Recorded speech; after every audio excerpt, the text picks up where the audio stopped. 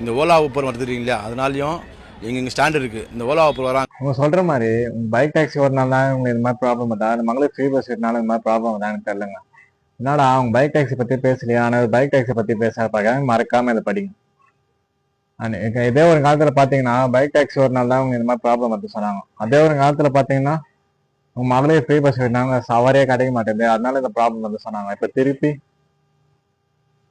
அவங்க நினைச்சாங்கன்னா Bangalore bike taxi ban பண்ண மாதிரி இங்கே ஓலா ஊபர் ரேபிடோ போன்ற பைக் டாக்ஸி பேன் பண்ணிருக்கலாமே.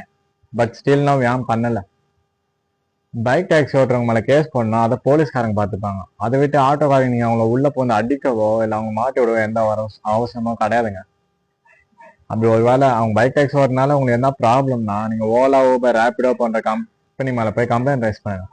அதெல்லாம் விட்டு அவங்களை அடிக்க உங்களுக்கு எந்த ஒரு ரைட்ஸும் கிடையாதுங்க. அண்ட் நம்ம ஓன் யூஸ் பார்த்தீங்கன்னா ஒயிட் போர்டும், கமர்ஷியல் யூஸ் பார்த்தீங்கன்னா எல்லோ போர்டும் யூஸ் பண்ணுறோம். ஆனால் ஒயிட் போர்டை வச்சு நீ எல்லோ போர்டு யூஸ் பண்ணுறது தப்பு தான். கன்ஃபார்ம் போலீஸ் பிடிச்சாங்கன்னா ஃபைன் போட நிறைய வாய்ப்பு இருங்க.